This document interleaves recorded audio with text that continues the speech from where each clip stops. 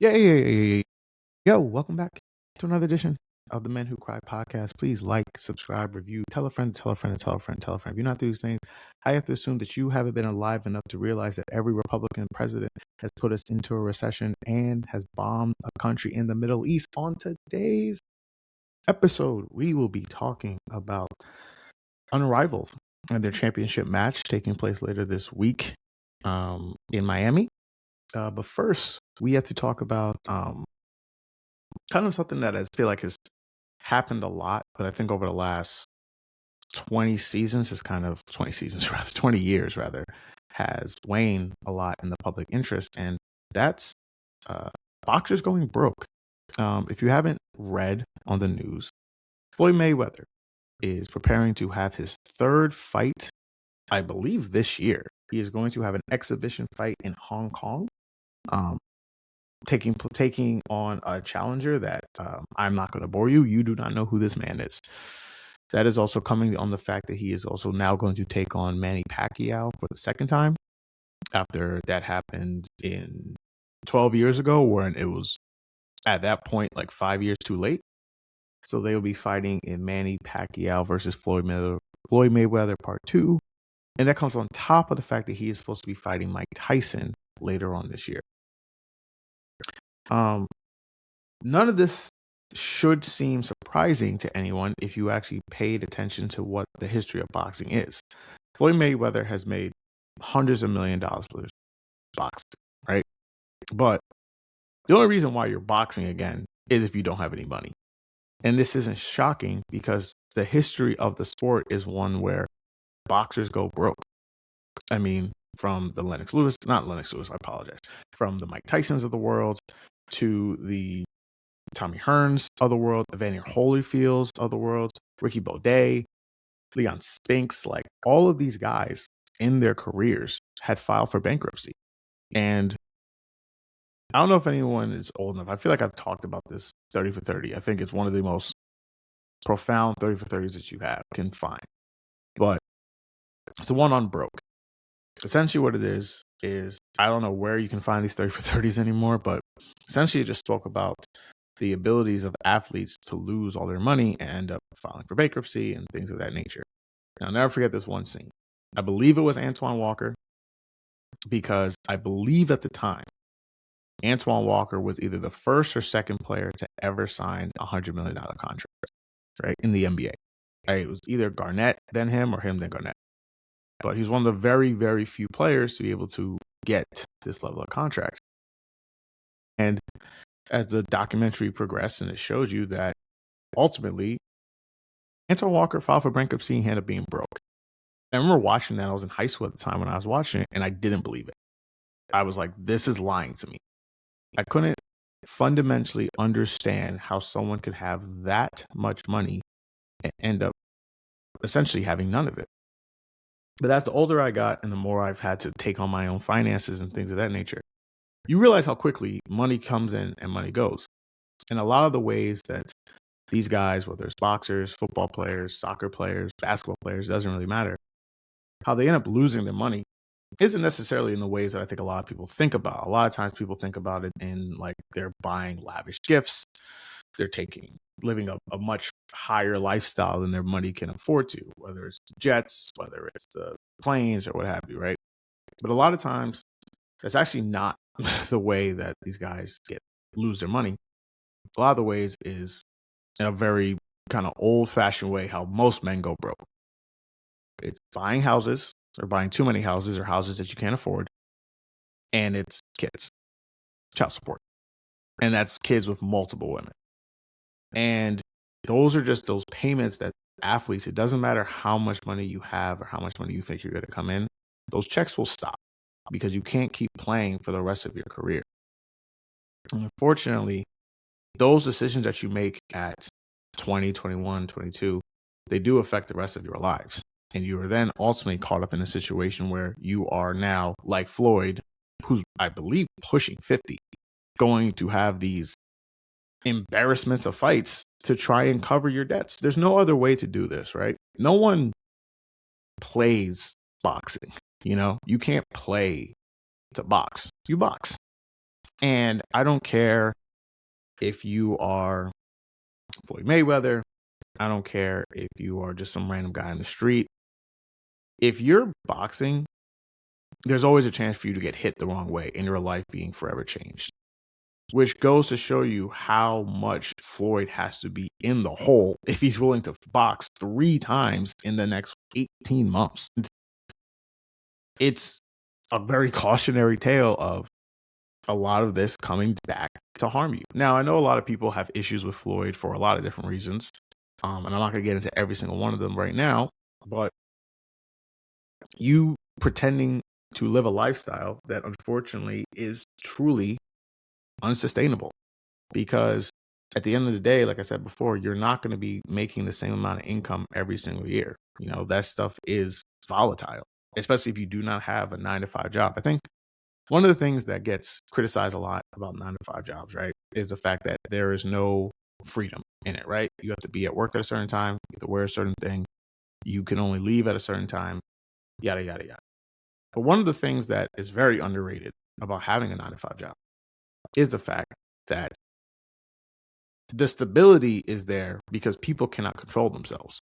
Most people who have 9 to 5 jobs, if you are a salary employee, there's a reason they don't give you the $100,000, the $75,000, the $85,000, whatever your salary is. They don't give you that January 1st, right? They give you payments typically in 2-week increments throughout the year because they know even if they gave you all that money up top, a lot of you would burn that before you got to the end of the year, right? They limit the amount of money they give you at a certain time, not just because they don't have all the money, but so that you don't burn it all fast. And while I would say a 401k isn't the best way to invest your money if you want to do that, it's better than putting it in the mattress, you know? It actually can do things for you later in life, which is a lot of what companies will do when they have 401ks set up for you.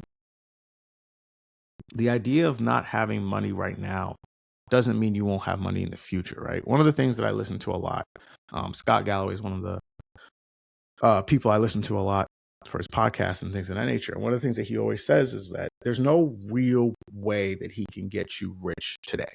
You know, he can't get you rich right now. But what he can do is he can get you rich later on in life, right? He can be able to help you get the money that you need to be able to have a long life where you aren't worried about money when you're in your 60s and 70s.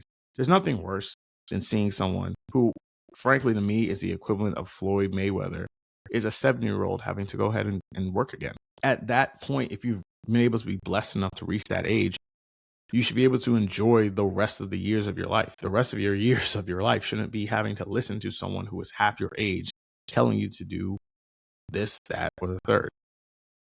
And Floyd essentially is put himself in that scenario where he has to do these things, you know? And this goes back to the same conversation that we have a lot of times about NIL money, right? You think it's a good idea to give a 20-something-year-old $2 million? That money's going to be gone before he hits 23. It just is, you know? It's never about how much money that you give someone. It is about how much you give them at the time and how they invest their money going forward. So these fights are going to take place. I am not simply going to watch these fights because I know that these are going to be terrible. And they end up making something that I think has always been a large issue with boxing is the best fights that happen are typically had by people that we do not know. And it gets unfortunate because I would argue the best fights that have taken place over the last 4 to 5 years have included one of, if not both, the Jake Paul brothers. In the Paul brothers, right? Not the Jake Paul brothers. That would be crazy. But one of them, because they have a name, have a draw, and they have been able to crack kind of the code in terms of wanting to have people watch their fights. I'm not a boxing aficionado. I can't tell you whether or not these dudes are doing good, bad, they're fighting tomato cans or whatever. I do know that one of them got their jaw completely destroyed by Anthony Joshua because Anthony Joshua is a legitimate fighter. And to know that those are the top watch fights of the year, or this Floyd Mayweather fights, these fights are going to do incredibly well. I believe they're going to all be on Netflix, but double check me on those. But It is simply just put boxing in a position of either, frankly, to me, looking very cartoonish and not having the sport actually represented in the way that it used to be represented. Because there are people who are still alive who still very much care about boxing. I've never been in a situation where boxing ever truly mattered to me, you know? And I don't know if we'll ever get back to that place where boxing matters, because the whole sport is frankly based on criminality, right? There's just a lot of shady guys in shady situations taking money from guys who are getting concussions, 2 times a year. It is not very crazy to see why a lot of these guys are simply not up there with the ability to save their money the way that they're supposed to. All right, I'm gonna take a quick break, and we're gonna go back and hit up on this WNBA topic. Okay, we are back to hit you guys up about something that's WNBA, but it's not actually really. I don't know if y'all been checking out this Unrivaled series, but this thing has been one of the most underreported success stories in sports that we've had in a while. By the time you're listening to this, semifinals would have been done by now. They will be taking place in Brooklyn, and the championship game will be happening later on this week. So we do not know who will be playing in these games. And also, I'm not going to pretend to you that I've been watching every single one of these. But the biggest thing that I think Unrivaled has shown, and I think has been a boom for hopefully what the WNBA is causing, is they have made their own fans. They have made it so that they have created a space to where they have not necessarily just taken fans who are NBA fans or maybe even just gamblers who are like looking to bet on things. No, they have carved out their own niche in a way that they are filling up NBA arenas in the wintertime. When we're going to have March Madness, even though they're about to end, when the NBA season is happening, when you had the Super Bowl take place, Unrivaled just pure in-house crowds look incredible. And there's ways that you can make things look better on TV than what they actually are. Like, for example, what happened with the All-Star game, that there wasn't really anybody in the room, but you can't fake the feeling that you get, right? The feeling of the competition that's taking place. And one of the best things I think that's happened with Unrivaled is it has removed my biggest fear of the WNBA with this labor strike that's taking place, in the sense that I have always feared that with leagues that are starting up that have phenomenons like a Caitlin Clark, that any type of disruption can cause the league to backslide. For example, right, what's happened with baseball. We've seen the 94 strike, the lockout, how much that hurt baseball having multiple strikes since then, and everyone kind of preparing for a potential season getting canceled next year. And seeing how much baseball has essentially engorged itself by its own greed. But what you've seen with Unrivaled is that, no, those fans will stay. Like, those fans will stay. They have created diehards. They have created fans who are just there to be a part of what's taking place. And the thing that's even more beautiful, or that's not really a great term, but you know what I'm saying? Like, the thing that's so special about this is that Caitlin Clark has not played 1 second in Unrivaled in the 2 years that it's been around. Angel Reese has only played a handful of games for Unrivaled. And yet, we have seen the amount of support, love, and admiration that has come through from this league when they've done things very uniquely. Like the King of the Court or the one-on-one tournament, whatever you want to call it, has been a major success. And the fact that it's taking place during the season is also something that gets fans excited and wanting to be a part of it. And while the labor strike will take place, there's a report that they want to try and have a deal done by March 10th. One of the things I also believe, frankly, is that those type of deadlines are meaningless. Deadlines mean something when there's like games to be missed, right? And there's still a fair amount of time before that even takes place. And to me, that becomes the ultimate deadline of whether or not this thing is going to happen or will it not.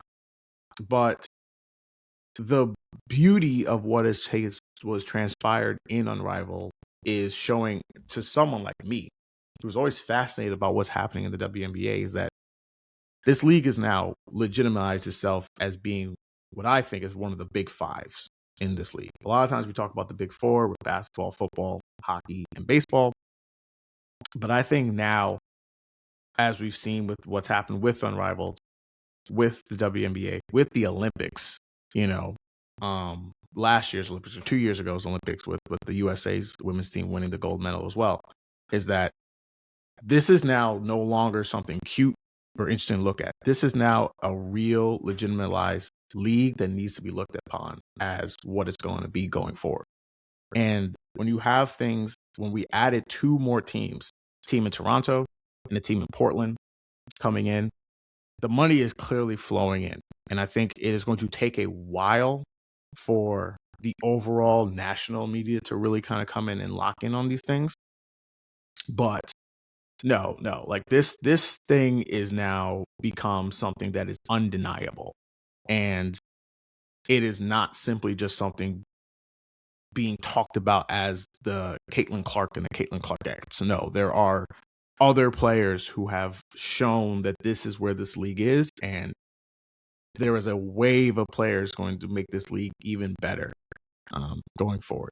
All right, that's all the time that we have today. Thank you guys again for listening to the Men Who Cry podcast. Again, please like, subscribe, review, tell your friends to tell a friends to tell a friends.